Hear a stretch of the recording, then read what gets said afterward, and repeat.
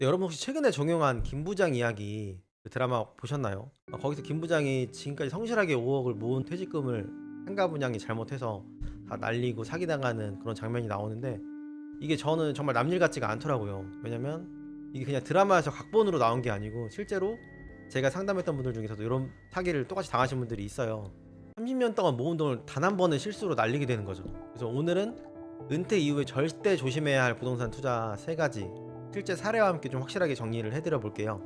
여러분의 그 소중한 노후 자금, 이 영상 하나 끝까지 보시고 꼭 지켜내세요. 우선 첫 번째로는 신도시 상가 분양이에요. 김 부장 이야기에 나왔던 그 사례처럼 상가 분양인데, 새로 개발되는 도시니까 좀 좋은 거 아니야? 이렇게 단순하게 생각하시는 분들도 계실 거예요. 근데 신도시는 아직 뭐 교통이나 일자리 같은 기반 시설이 완성되지 않은 상태잖아요. 그래서 공실 리스크가 굉장히 높습니다. 이런 상가 분양처럼 수익형 부동산에서는 교통, 일자리, 편의시설을 꼭 따져보셔야 돼요. 근데 이런 신도시는 아직 인프라가 부족한 상태이기 때문에 상권이 자리 잡는 데만 해서 뭐 최소 5년에서 10년까지도 걸립니다. 그리고 또 하나의 문제가 최근에 뭐 토지비나 인건비, 공사비가 굉장히 많이 올랐죠. 그래서 요게 다 분양가에 녹여서 반영이 되어 있기 때문에 기존의 그 일반 구축 상가 시세보다도 훨씬 비싸게 시작을 합니다.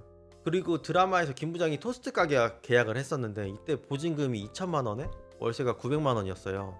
근데 보통 보증금으로 치면 1년치 월세 산정을 많이 하거든요. 그러니까 시세대로 하면은 뭐 월세가 900만 원이라면 보증금이 최소 1억 원 돼야겠죠. 그러니까 이렇게 월세 대비 보증금이 터무니없이 낮은 경우도 좀 의심을 해보셔야 합니다. 솔직히 10년 전만 해도 상가 투자도 괜찮았거든요. 지금은 저도 쿠팡 이런 거 많이 활용을 하지만 온라인 매출 비중이 워낙 높아지면서 오프라인 매장들의 폐업률이 날로 올라가고 있잖아요. 그래서 이러한 점들이 공실 리스크를 더 떠안을 수밖에 없는 상황이고, 아파트 가격은 계속 오르는데 그 아파트 단지 내에 있는 상가 가격은 어때요? 보시면 뭐 재건축이나 이런 호재가 있지 않는 이상 아파트 단지 내 상가들은 가격이 거의 오르지 않죠. 부동산의 가격은 수요와 공급으로 결정이 되는데, 신도시 상가 같은 경우는 공급은 넘쳐나는데 그에 반해서 수요는 좀 부족한 경우가 대부분이고, 다음으로 위장 임차인을 조심하셔야 돼요. 김 부장에서 나왔던 것처럼 분양 그 사무실에서 확정 월세 보장합니다, 뭐 수익률은 10%예요, 이런 달콤한 말들 유혹을 많이 하죠. 근데 여기서 조심하셔야 할 게, 실제로는 분양사에서 지인이나 관계자 명의로 형식상 임대차 계약만 만들어 놓고 사기치는 경우가 정말 많아요. 그러니까 월세도 시세보다 좀 높게 책정을 해서 수익률이 좋은 것처럼 높아 보이게 하고, 나중에 뭐 임차인이 나가거나 그 사기로 인해서 공실이 되면은 여러분은 그 김 부장처럼 건물주가 되는 게 아니라 그냥 상가 관리비만 내는 관리인이 되는 겁니다. 두 번째로는 생활형 숙박시설이에요. 레지던스라고도 하고 줄여서 생숙이라고도 하는데, 겉보기에는 이게 오피스텔하고 거의 똑같이 생겼거든요. 그래서 이거를 오피스텔로 착각하고 투자를 하시는 분들도 계시더라고요. 생활형 숙박시설은 주택이 아니라 호텔에 가까운 시설이에요. 취사가 가능한 숙박시설이라고 보시면 되는데, 분양사에서 이렇게 말을 하겠죠. 뭐 관광객들한테 단기 임대를 하면은 수익률이 뭐 굉장히 좋고, 지금처럼 이렇게 규제가 심한 상황에서도 주택 수요 안 잡히고 청약 통장 없이도 뭐 분양이 가능합니다, 뭐 이런 식으로 얘기를 할 거예요. 그래서 여기 서초동 남부터미널 인근에도 입지가 좋기 때문에 이런 생수에 투자하시는 분들이 계신데, 여기에도 좀 엄청난 함정이 숨어 있습니다. 가장 큰 문제가 생활형 숙박시설은 법적으로 숙박시설이기 때문에 본인이 실제로 거주를 하거나 이렇게 전세를 놓을 수가 없어요. 그리고 그래서 오직 단기 임대, 이렇게 관광객들 대상으로 그렇게만 사용을 하셔야 하고, 만약에 주거용으로 사용을 하시려면은 오피스텔로 용도 변경을 하시거나 아니면 숙박업 신고를 해야 되는데, 이 과정도 굉장히 까다로워요. 그리고 올해 10월부터는 숙박업 신고를 하지 않거나 오피스텔로 용도 변경을 하지 않고 주거용으로 사용을 하면은 그 건물 공시가격의 10% 수준의 그 이행 강제금이 매년 부과된다는 점인데, 이런 점도 꼭 체크를 해보셔야 합니다. 생수는 주택이 아니기 때문에 뭐 주택담보대출은 당연히 안 되고, 세입자의 전입신고, 전세대출, 뭐 보증보험 이런 활용이 전혀 안 되기 때문에 임차 맞추는데도 쉽지가 않아요. 그래서 뭐 특히 은퇴하신 분들이 소득이 없거나 줄어든 상태에서 공실기간에 이런 대출 이자, 관리비 등 고정비용이 계속 나가잖아요. 이런 걸 감당하기가 되게 어렵기 때문에 처음에 분양 받을 때는 뭐 매달 얼마씩 들어오는 임대 수익으로만 다 커버가 된다고 생각을 하시겠지만, 공실이 생기면 이렇게 바로 현금 흐름에 빨간불이 들어오게 되는 거죠. 마지막으로 세 번째는 뭐 개발 호재나 이런 게 전혀 없는 지역의 빌라 투자예요. 그러니까 서울 핵심지라서 괜찮을 것 같아서 빌라 하나 사두시는 분들 생각보다 정말 많거든요. 뭐 입지가 좋고 당연히 뭐 가격이 아파트보다 저렴하고 뭐 언젠가는 오르겠지 이런 생각으로요. 근데 이 생각 때문에 은퇴 후에 자산이 아예 그냥 묶여버리는 경우가 정말 많습니다.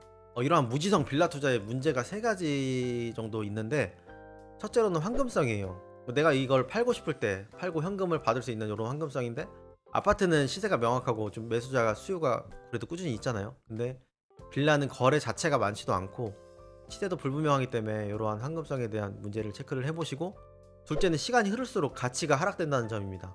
뭐 재개발될 빌라가 아닌 일반 빌라 같은 경우는 아파트가 안 되면 그냥 노후화된 빌라로 남을 수밖에 없거든요.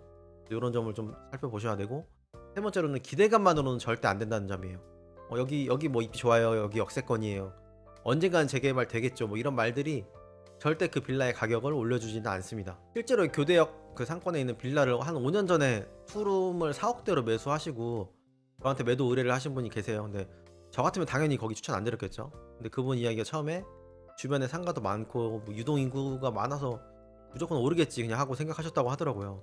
근데 문제는 주변에 상권이 많기 때문에 동의율을 얻기가 쉽지 않고 지역 노후도가 그렇게 높지가 않기 때문에 재개발의 가능성이 그렇게 크지가 않아요. 그래서 이런 경우 이분 같은 경우 거의 결과적으로 5년이 지났는데도 시세 차익은 거의 제로에 가깝습니다.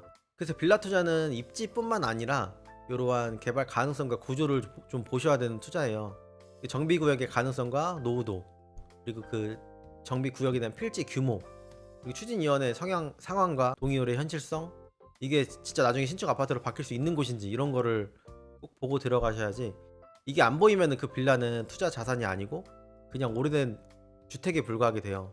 은퇴 이후에는 언젠가를 이렇게 기다릴 시간이 없습니다. 그럼 뭐 은퇴하면 부동산 투자 아예 하면 안 되나요? 뭐 이렇게 생각하시는 분들도 계시죠.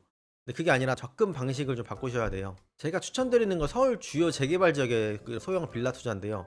요즘에 그 서울시 모아타운과 뭐 신속통합기획, 역세권 활성화 같은 이런 사업 등이 좀 정비구역으로 지정된 지역이라면 리스크 대비 수익률이 훨씬 안정적이겠죠. 그래서 이런 지역들 중에서도 실거주 수요와 투자 수요가 동시에 있는 곳들이 있어요. 이런 데들은 뭐 현금 유동성도 높고 향후에 재개발로 됐을 때 확실한 시세 차익도 기대를 하실 수가 있습니다.